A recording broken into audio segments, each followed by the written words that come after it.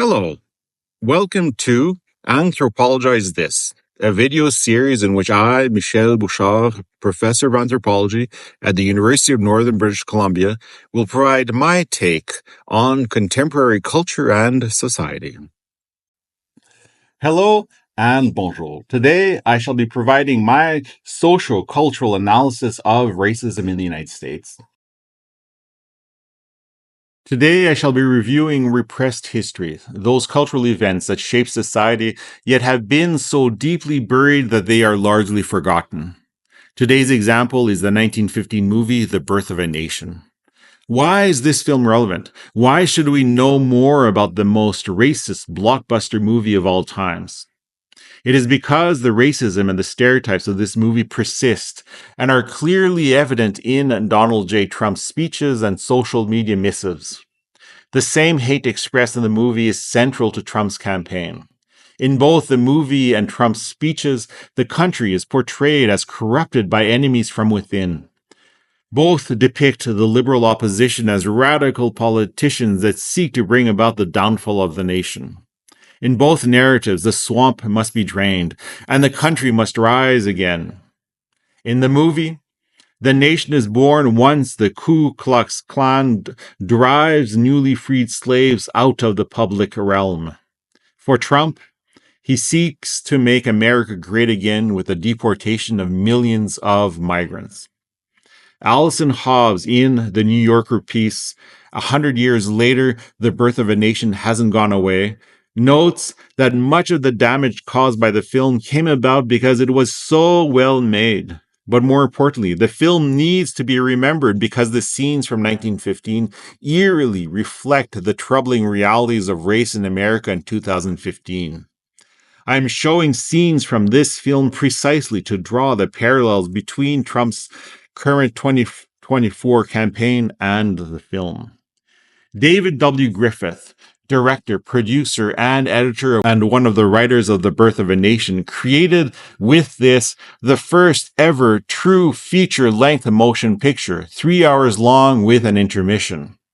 The Birth of a Nation integrated features such as close-ups, transitions, scenic long shots, fade-ins, fade-outs, night shots, as well as the filming of quickly moving subjects such as the hundreds of KKK cavalry depicted on screen central to the storyline.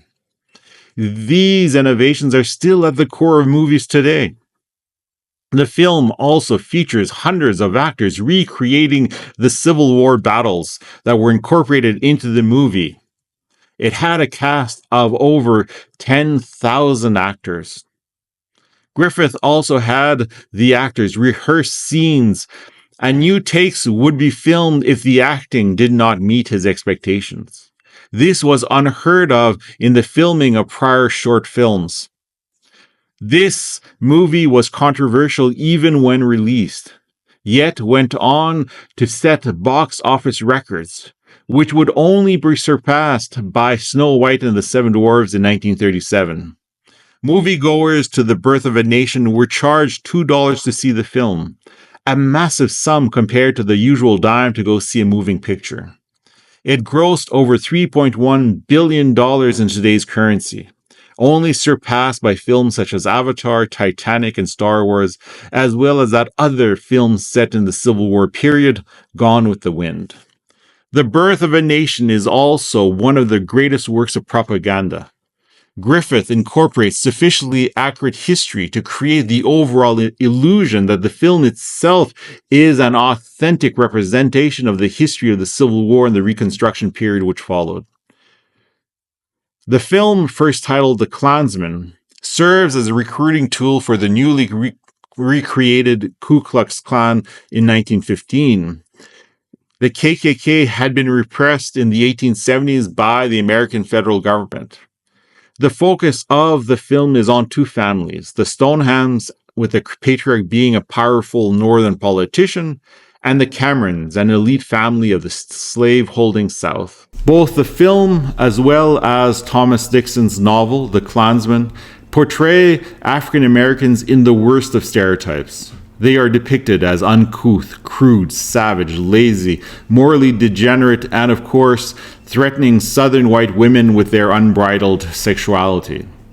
Most are white actors in blackface. The only laudable African Americans in the movie are the docile black servants who continue to uphold and protect their former white slave owners. Then there are the northern elites, depicted as radicals, seeking not only to free the slaves, but also to crush the South as they run roughshod over state rights. These would be, in the words of Trump, lunatics, the enemy from within, the sick, evil politicians that refuse to make America great again. Next are the genteel Southern whites, graceful, noble paragons of virtue. The greatest evil, however, is that of the men and women described as mulattoes in Griffith's film.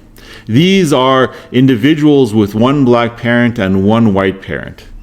The worst offender is Silas Lynch, the protege of Congressman Austin Stoneham, who goes to South Carolina with carpetbaggers and Union troops to organize the freed slaves for his personal enrichment. He was elected by the freed slaves as lieutenant governor in a rigged election where the prominent whites were disenfranchised. His power is only curtailed when he asks a horrified Stoneham for his daughter's hand in marriage. And having lost his patron, Lynch loses his political power when the KKK Klansmen armed on horseback stop with force African Americans from voting. The parallels with the politics of hatred at the present are shocking. The modern equivalent of Silas Lynch would be Barack Obama. He is despised by Trump, who did his best to disqualify Obama from running for president, as he claimed Obama had been born in Kenya. The rise of a black man to the presidency was untenable to the modern descendants of the KKK.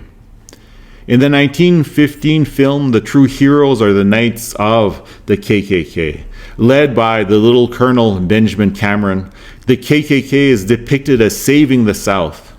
One African-American Union Army captain, Gus Smith, asks Flora Cameron to marry him, and she runs away. She jumps off of a cliff. Benjamin Cameron is depicted holding his dying sister in his arms. The little colonel and the KKK would lynch Smith and send his body to Silas Lynch as a warning. As the KKK grows, the movie depicts them on horseback imposing their order. They disarm the black citizens and they ensure that they will not vote in the election that follows. The nation that is born is the Jim Crow South, where whites work together to oppress their black fellow citizens. They would ensure that African Americans are not elected, that blacks could not marry whites, and that the freed population would be shackled by new racist laws. Donald Trump sees himself as the modern little colonel. He wants to be the strongman, the one who sends the military and the police forces to round up illegal immigrants. He depicts them as being this dangerous, dark force destroying the United States. In his words, they are murderers, rapists, and frankly, insane.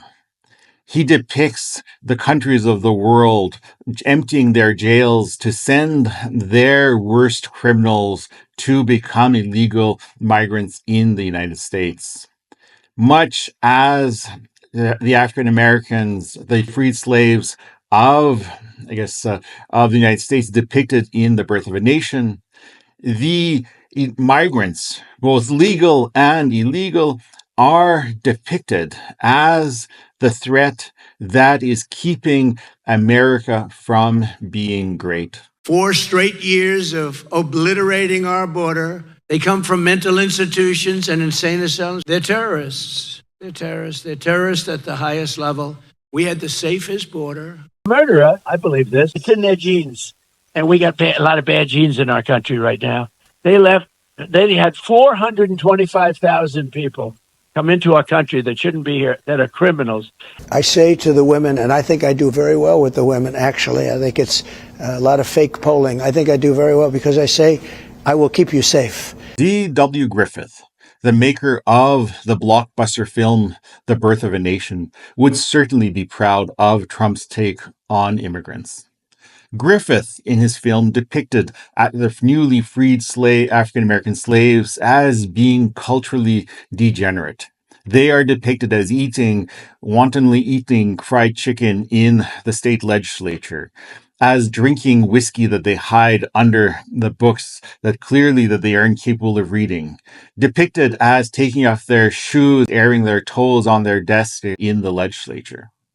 Trump, in turn, depicts immigrants as being culturally foreign, as being uncivilized, as being barbarian, as being savage, as we can see in the next clip in his description that is tied to the Black migrants, those from AC that are the newcomers that Trump is deriding.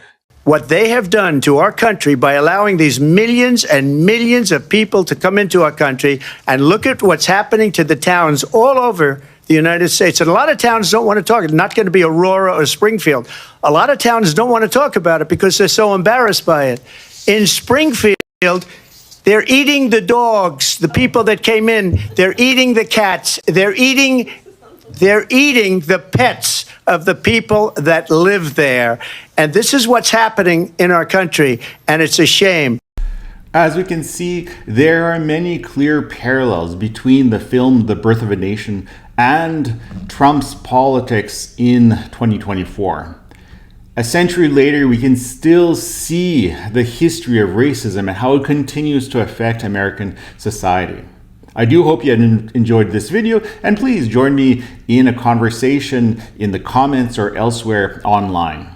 In the next video that I shall produce, I will examine the role of the KKK, the Ku Klux Klan, that spread into Canada in the 1920s, and how they shaped the ethnic and linguistic terrain of the Canadian society. In other words, I shall explore our forgotten and buried past and the continued impacts it has on Canadian society. Thank you. Merci.